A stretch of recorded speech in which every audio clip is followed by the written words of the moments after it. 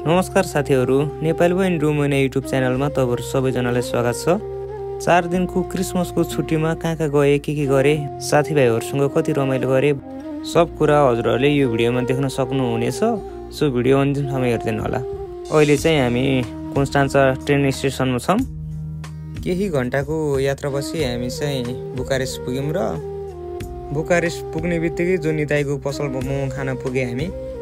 जोनी दाइ हुनुहुन्न रहेछ, तर पनि हाम्रो त्यहाँ काम गर्नुहुने कुकहरू एकदम राम्रोसँग बोल्ने, आफ्नै मान्छे जस्तो सोच्ने, एकदम खुसी लाग्यो यो देख्दा चाहिँ। र यदि तपाईहरु पनि बुकारेस्ट हुनुहुन्छ, बाहिर सिटीबाट बुकारेस्ट आउँदै हुनुहुन्छ र मोमो खान मन छ भने एकचोटि जोनी दाइको पसलमा चाहिँ भिजिट गर्नु होला। त्यो रात चाहिँ यतिकै बित्यो अनि गए हामी चाहिँ ट्याक्क ओल्ड टाउनतिर घुम्नलाई बुकारेस्टको। मजै लुखुर हिँडे, एउटा हातमा फोन बोकेर एउटा हातमा क्यामेरा बोकेर। अनि धेरैजनाले नेपाली बोइन रुमुने होइन यस्तो उस्तो मैले चिनेको थिएँ हजुरलाई यताउति भन्दाखेरि लास्टै खुसी लाग्ने। यहाँ पनि धेरै मान्छेहरू भेटेको थिएँ मैले। दर्शन गाउँले हजुर, दर्शन सबैलाई दर्शन जाडोमा है। जाडो छ, बुढी छैन।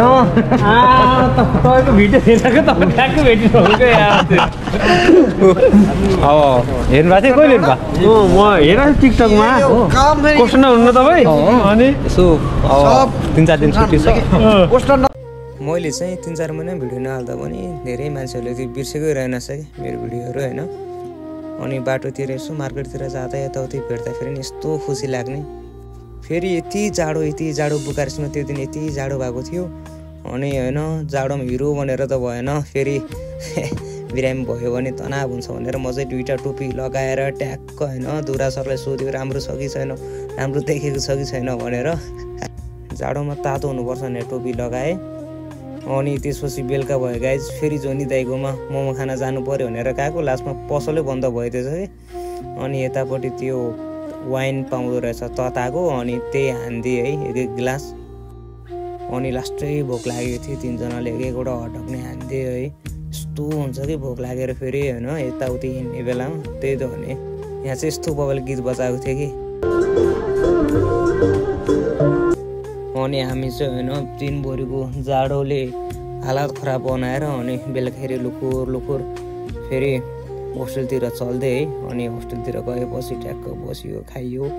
घुम्न गएको मान्छेहरू होइन लगभग दिउँसोको 3 बजेसम्म सुत्यो। अनि फेरि उठ्यो अनि ब्रासोपको लागि होइन रेडी भएर निस्किदिए। अनि यही हो, यो चाहिँ अब कि त्यो मल अगाडि हो है। अझै बस्न मन लागिरहेको थियो तर छुट्टी धेरै थिएन। ट्याक्क ट्रेन स्टेसनमा आएर 3 दाजुभाइले टिकट काटिदिए। अनि यात्रा ब्रासोपतिर गयो। र ट्रेनमा लास्टै भोक लाग्यो कि जुस हान्दिएको। अनि जुस हान्दै केही घन्टाको ट्रेनको यात्रा पछि होइन हामी चाहिँ फाइनली ब्रासोप पुग्यो। र ब्रासोपको ट्रेन स्टेसन चाहिँ यस्तै रहेछ है। ट्याक्क अब पहिलोचोटि गएको हो। जाने बित्तिकै फेरि ब्रासोपको ओल्ड टाउन होइन, ओल्ड टाउन जाम भनेर सिधै त्यहाँ गइदिएँ। त्यहाँ यस्तो झिलमिली थियो है, खतरा झिलमिली। हाम्रो त्यो तिहार आएको जस्तो है, तिहार आएको जस्तो रमाइलो थियो। यहाँको माहौल म देखाउँछु तपाईँहरूलाई है। ट्याक्क यहाँको माहौलहरू देखाउँछु, हेर्नु होला। मलाई चाहिँ यही रुख बबाल लाग्यो कि, यो रुख चाहिँ बबाल लाग्यो है। त्यहाँ अब ओल्ड टाउनको ट्याक्क यहाँ फोटो खिच्ने यहाँ त्यहाँ दिइरहेको थियो। पछाडि हाम्रो दाइने फोटो खिच्दै हुनुहुन्छ। अनि क्यामेराबाट यस्तो खतरा फोटो खिच्ने ठाउँ रहेछ कि जम्मा 20 रुपियाँ दिएर है। यहाँको 20 रुपियाँ दिएर यस्तो खतरा खिच्ने ठाउँ रहेछ। हामी 4 दाजुभाइले पनि ट्याक्क फोटो खिचे। अब हेर्नुहोस् हामी 4 दाजुभाइको होइन कति रमाइलो गरे ब्रासोपको ओल्ड टाउनमा।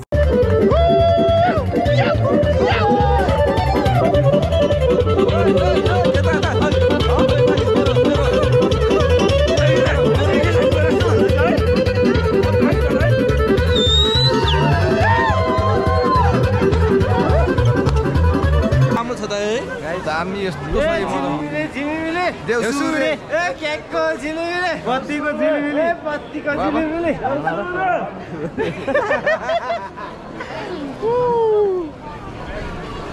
तो हँस यार टोलीहरू हैन बवाल रमाइलो आज कत्रो हो नि।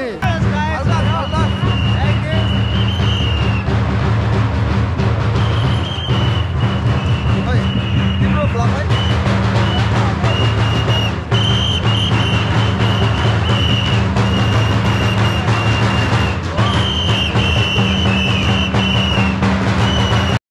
अनि यस्तो यस्तो रमाइलो भयो होइन इजरायलको होइन मान्छेहरूले ट्याक्क हामीसँग नि भिडियो बनाऊ न भनेर भन्यो कि अनि बनाइदिउँ न भनेर होइन हामी निकै कम के हो त भिडियो बनाऊ त ट्याक्क यताउति अब कुराहरू गरेँ अनि त्यही हो गाइजहरू अनि घुम्न गएको मान्छे लगातार त्यसपछि दिउँसोको 2:30 बजेसम्म सुतेर अनि यो चाहिँ घर आउने दिनको भिडियो है घर आउने दिनको भिडियो अनि आएपछि केही पनि छैन पुरै अब निन्द्रामा थिए जाडोमा होइन भिडियो सिडियो बनाउन नि पाएन यो चाहिँ हाम्रो अन्तिम भिडियो हो है अनि त्यही हो गाइजहरू अब पछि अझै राम्रो भिडियो बनाउने छु हेर्नु पर्यो।